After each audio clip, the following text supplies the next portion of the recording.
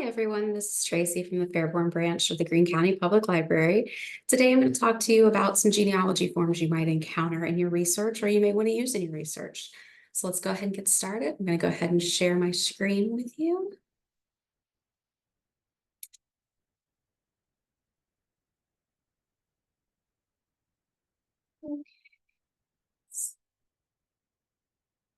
All right, so yes, as you guys know, there's a PDF to these if you want to look at them more closely, and we will get started on forms for genealogy.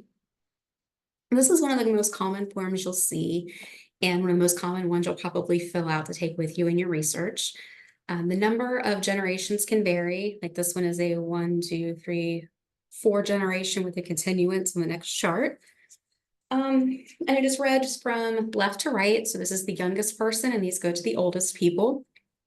This is the person, their parents, the father's parents, the grandfather's parents, and it continues on.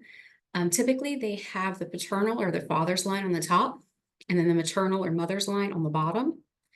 It's just the way they're typically set up. Again, you may see these in either more generations, fewer generations. It says it's continued on chart. Right here's the chart number for this specific form. And then you would put this person here and continue backwards and lay them all out and need a table to see everything. So this is one of the most common ones. Typically you fill these out, you may get them from people, but it gives you some ideas of things to look for. Their birth, their names would go up here, when they were born, where they were born, married, place they were married, when they died, place they died, name of spouse. This would be the spouse or the birth parent, and it just continues from there. Again, you may find them with different information listed. Down here, this one came from the National Archives. So it's just one version of this. This is a different type of family tree. This is called a descendant or extended family tree chart. And this is one of the views you can look at on Ancestry or Family Search. Again, the number of generations can vary depending on how big the chart is, how big the paper is, et cetera, et cetera. And you read it from the top down. Up here is the oldest person, so the first generation, and then daughter and son, grandson, greats. So you read it down.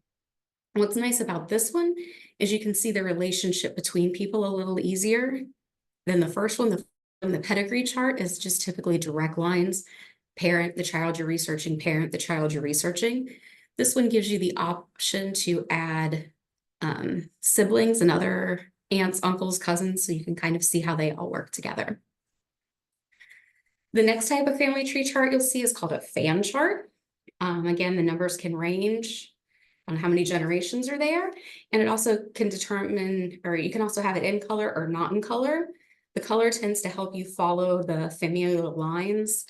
So like this is the father's last name, father's last name, father's last name, father's last name, and each one of these is a mother. You read it from the center out, so this is your youngest person, and it goes out by generation to the oldest person. And these vary on what's included in the boxes, depending on the size of boxes. I've seen them where they're just names and birth year and death year. I've seen them with tons of information. Just depends on the person filling out the chart and how intricate you want to get. One of the first pages you'll run across is a way to record your information as a family group sheet. There are so many different variations of these out there. This is just one sample. This is the one that I typically use the most. I do have a couple modifications that I've made to it. And as you get into your research, you'll see what you like from different forms and what you don't like from other forms. And you may create your own. But typically on a family group sheet, you have the husband's name, the wife's name, their information when they were born, married, died, buried, the date, the city, the place, for both the mother and the father. And then you have all of the children listed, their birth dates and places, the sex, and marriage dates, spouses, and death. This is closest to what I use. I did like the occupations and stuff like that. It helped track on the census records. But when I do mine over here on this side, I have a list of all of the years that they would be covered, the husband and the wife, would be covered in the census. So if they were born in 1900 and they died in 1980, I would 1900, 1910, 20, 30, 40, 50, because that's what's out right now. That way, when I'm going through the census records, I can check off if I have them. Then over here, I have added birth certificate, marriage license, death certificate, military records, things like that. So I can look at this one sheet and have the information. What am I still looking for? What do I need? I've seen a lot of people do this when they're researching and they have an idea about a date, they pencil it in, and then once they get enough data to confirm it, they put it in ink. It's just a way to organize your information and data, so when you're out researching, you don't have to take a huge big binder to keep track of all the names and dates that you have. You can put it on one sheet and have it condensed. And if 12 kids aren't enough, you just add more to the next page. This one came from Ancestry. Again, a lot of websites have tons of these sheets for free to download. Ancestry, Family Search, Family Tree, all of them, or you can just Google Family Group Sheet or whichever form you're looking for. Next, this is a different example of a family group sheet, just another format. It's the same information. You have the husband, the wife, and the children with their information. Just another example of how they do it. This one has the children numbered as well, so you can tell which kids you're looking at. And if you have one, like in the 1900 census, it said the wife may have had 6 kids, or had 8 kids, but you only know the name of 6, you can fill in blank, blank. That way you just know there's 2 extra ones you need to look for information on. This is a research log. I know they seem cumbersome, but they do actually really help when you're looking for stuff. I can't tell you the number of times I've looked up information and I've ended up reading the same book multiple times because I didn't write down that I had already looked through it. Or I have found something that's really great, like a newspaper article, and I didn't write down where I got it from, and then I could not go back and find it again. So some form of a research log I find is very helpful. This is one I've had friends that have used and they love it. That was their favorite, it was their recommendation. Me personally, I just take a notebook and I write down the date, what I looked up, where I found it at, any comments I have about it, come back to it later, whatever. And I just keep mine in a in a loose leaf notebook. But again, a research log is very helpful to keep track of what you have done and what you've already looked at so you don't repeat yourself. Okay, this is one that I've seen a lot and people get really confused about. It's a relationship chart. And this is to find out how you're related to someone. So let's say you're looking at your grandpa. So you want to compare your relationship to someone else, like a cousin. So it was your grandpa, and that same person was their grandpa. So your first cousins, you have the same grandparents. If it was your grandpa, but their second great grandpa, it's the first cousin twice removed. I'm not quite sure what the twice removed and all that stuff means yet. I'm still working on that, but it gives you an idea of how closely related you are to someone. You can see right here is more like a direct line. And what you do is you put your relationship to them. So if it's your great, great, great, great grandparent, you put your finger on that line and you find out who that person is to the other person you're comparing them to. And you put your finger there. And when you slide them together, whatever box you land on is how that person is related to you. This is just another view of the same thing. It kind of explains a little bit more, and it gives you the National Genealogical Society. It's where I got this one from. And they have a little bit of explanation about how to read these as well, if you're still confused. Okay, surname table. This looks horribly intimidating and awfully scary, but I swear it's not. It is actually a very helpful form. I keep this with me when I'm going someplace, like if I drive up to Akron to search my husband's family, because I cannot remember all of their last names to save my life. So I'm going to give you a brief explanation of how this works. You're starting with your grandparents. So that goes up here in this first box, GP. You have your parental line, which is your father's line, father's maternal, mother's paternal, and maternal line. You put their last name right here. Okay, that's pretty easy. Now, when you're going back the next generation, think of your, the first chart we did.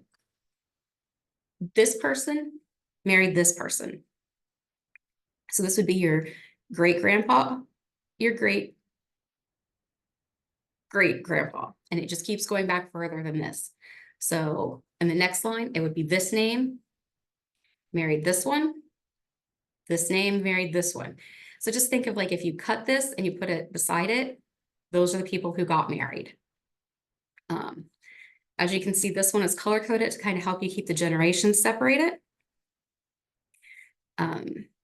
Again, just think of if you took this here and you cut it and you set it right beside it, this person would be married to this person. This person would be married to this person, your generations back. It sounds really confusing, and until you play with it a few times with your names and you can actually see the pattern, it is a little overwhelming. Very, very helpful when you're doing research, like say in a newspaper, and you're going through and you're like, oh crap, I know there was a great grandpa's name was Karen, but I can't remember where they were or how they were related to me or how far back. Am I in the right century? Am I in the right decade? This can help keep you straight as to where you are and when you are in your research and remind you of all the names you need to look up or be aware of in your research. This is just another example of a surname table that's not filled out. Again, so you'd use this in relationship with the first family chart, and you put the name here, and then this person married this person. And then you'd keep going down all the way through. Okay, this is a descendant report. This is something you might find in a book or someone else may give you where they have done research. And basically it reads down, oldest person at the top, youngest towards the bottom, and it labels each generation. And there's a couple different ways they can do this. They can either give each person a number under the generation line, or they may not. So let me explain. So this person here, Samuel, married Susanna. They had Peter. Peter married Lucy. They had William. William married, you get the idea. And it goes all the way down. And you notice it doesn't have any of like Peter's siblings or William's siblings or anything like that until you get way down here. It's these living people. So Leona had Donald, Buford, and Loretta, and each one of them had kids. Some of them will have these numbered as like 8.1, 8.2, 8.3 to tell you this is the 8th generation, third kid, or person number 3, person number 1, person number 2, person number 3. They're all numbered a little different, so you kind of have to start at the beginning when you get one of these and kind of see how things are set up.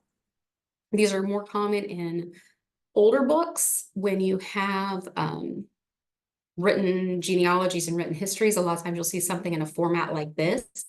It's good to just kind of go back to the beginning and look at them and see how they're set up. But they provide you with a lot of information. It's typically their names, when they were born, where they died, married. Sometimes they have little stories or biographies with them, but usually in a descendant outline report like this, it is just strictly names, dates, and maybe places. And you can see here, I added the website. This is a good website, dummies.com. You can read more about the charts if you're interested, and they kind of give you more explanation, or you can just look at them and play with them as well. This is a kinship report. This is written specifically for one person. So this would be, like if I was doing this for myself, it'd be a kinship report for Tracy. And then all the people listed alphabetically, their birth date, and how they're related to this person up here. A lot of genealogy programs will run these. Like if you have Family Tree Maker or Gramps or anything like that, it'll run a report like this. Sometimes you get them from other researchers. Sometimes you might find them cited in books. I just want to throw it in there so you guys had an idea and weren't surprised if you come across this in your research. I'm not even going to try to pronounce this report, but this is another one. It's a numbering system used to determine generations. There's different formats, different views, kind of like we had before. Again, you'll find it a lot in people giving you information if they've already done research.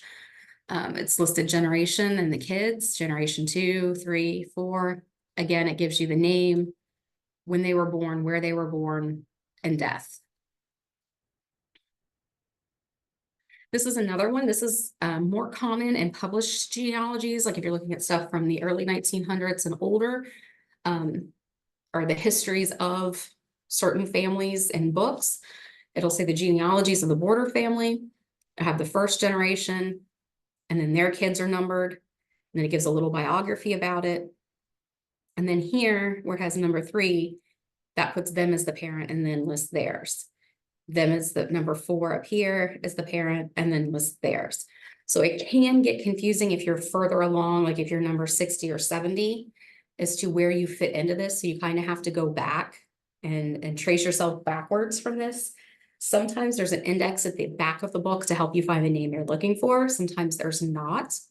But again, there's a lot of information here, and you just kind of have to sit down and really take your time and read to see how the people are related to each other. Like if you look here, John Borders number 3 had Fanny Borders number 10. So basically what they're doing is they're numbering the people as they enter them in. And they're each getting their own individual or person number. And it's kind of giving you another index as to what number they are. So when you go, if you're looking at Fanny's family, you would look for number 10 out here or bold it. And that would tell you what generation you're on. Hopefully that makes sense. Again, if not, you guys know how to get a hold of me. Ask me some questions. Just play with it, read it. It'll eventually make sense the more you deal with them. This is another version of it. Again, it's more common in older published genealogies. This one's just more, they indent for each generation, as opposed to this one where everybody's on the same level. So it's just more of a formatting difference. When it's like this, you have to follow the numbers. Again, this is more common in printed older 1900s, early 1900s and back. This is more of a modern 1900s later, and it goes, the formatting is each generation is a different indent. So you have generation 1, 2, 3, 4, and then all the 5s are here. And that is it. Those are really the basic forms that you'll probably run into. Hopefully you guys learned something today, and we'll keep up with your genealogy research. Enjoy.